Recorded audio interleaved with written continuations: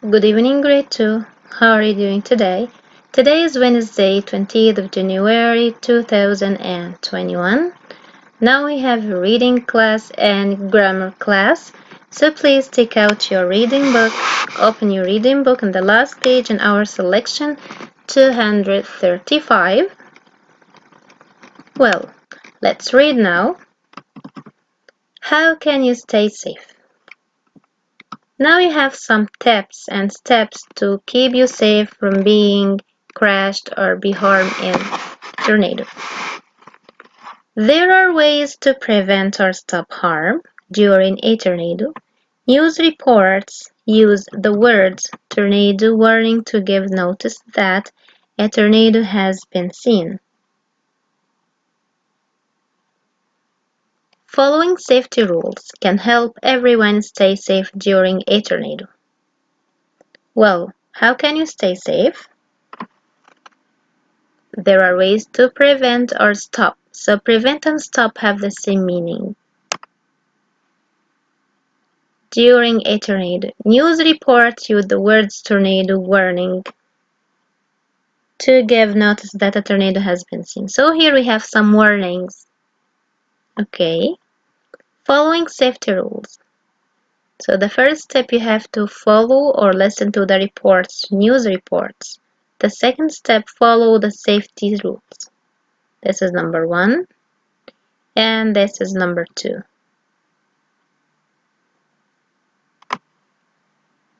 What are the safety rules?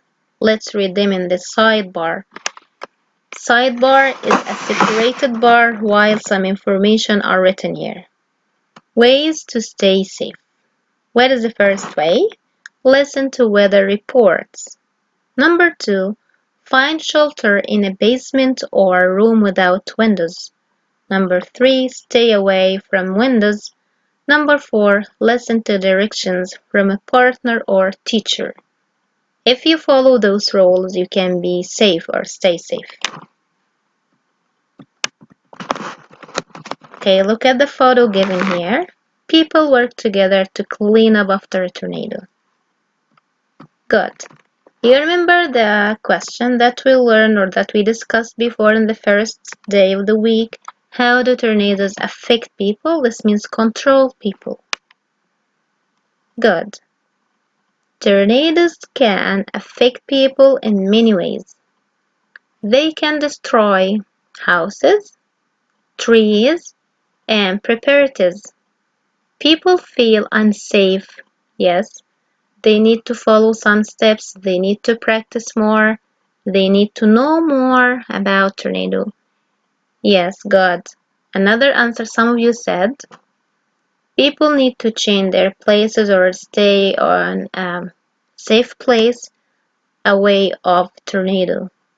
Good. Ask and answer questions.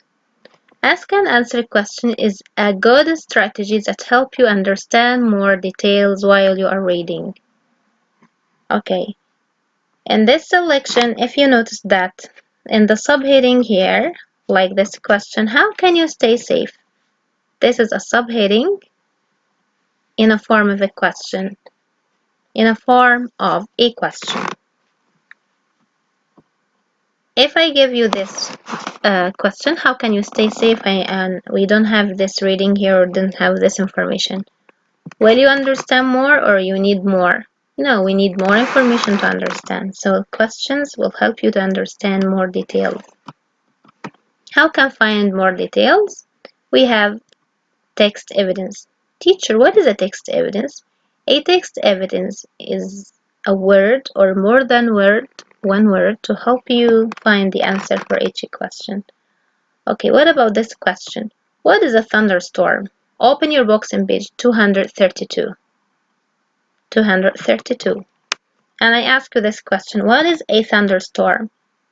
So, will you think about this answer from your mind or you have to look at the words given in your book? Good, you have to look at the words given here. So, a thunderstorm is a rainstorm with high winds, thunder, and lightning. That's what you understand here. That's great. So the text evidence are some words that help you understand the answer for each question. What about the main idea and key details? The main idea and key details are so clear to you now because you understand what do you mean by main idea, and you know the main idea is the most important point in the reading. Key details are some details that can support this idea. Okay, in page 231 and page 232, we have the main idea about tornado. What are the details in those two pages? A tornado has very powerful winds. Another detail, a tornado can cause damage to people and places. Another detail can be that a tornado is a big event. Okay, and we have so many details. That's great. Expository text. I know now you understand the expository text. It's like a piece of cake for you. When you have a text or a selection like tornadoes, you read about the sun, the stars, the oceans, some animals. All these texts have some information or real information. That's why we can say this is expository text. In our text, we have information about tornado. Also, we have text features. What are the text features we have here? We have photos and captions. We have photos like the photos of a tornado, the photos of team who are working, the photos of the destruction or the damage that happened to houses. Also, we have here the sidebar. Yes, we have this sidebar. It has ways to stay safe, and we have the subheadings. The subheadings tell you what is the section of the text about, like this. How can you stay safe is a subhead. Good. It tells you what is this section, what is this part about. And the last part of our reading class is about antonyms. What is this strange word, teacher? What is antonym? We don't understand. The antonyms are words that have the opposite meaning, not the same meaning. If I say happy and pleased, both of them have the same meaning, so they are synonyms.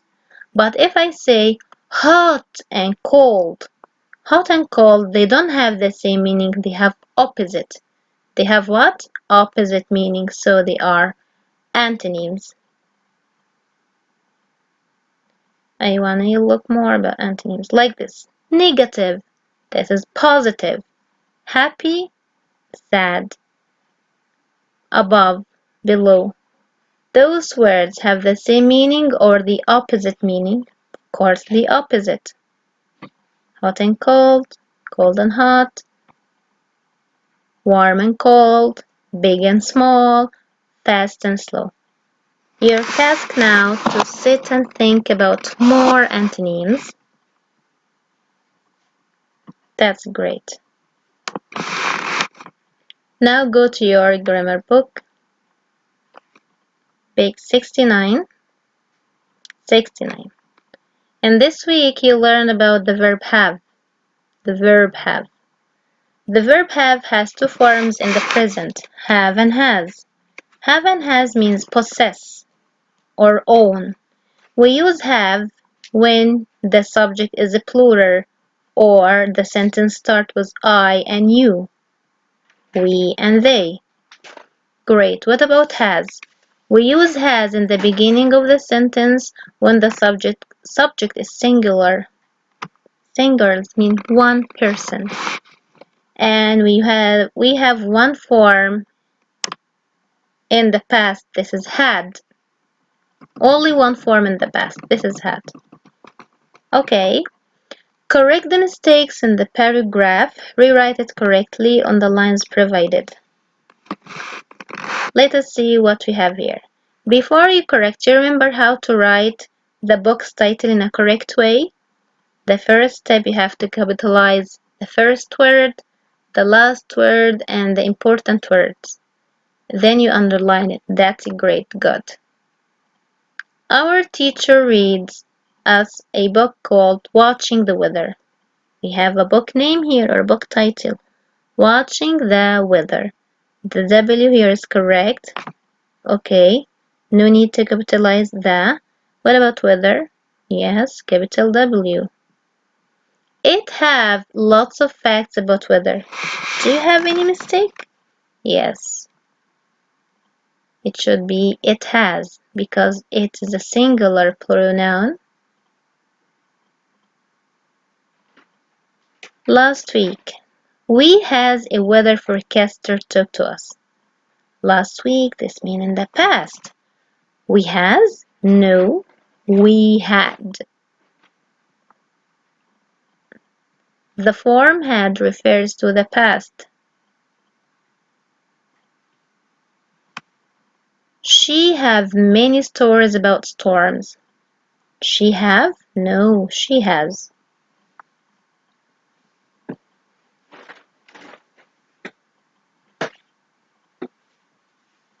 Now we has to tell our own storm stories. Do you had stories? Good. Now we have.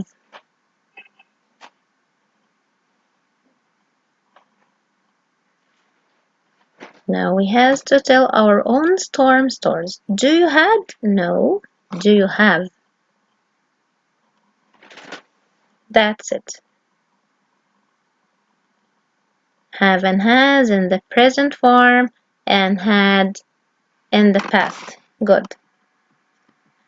I need you now to write down this paragraph on the given line below.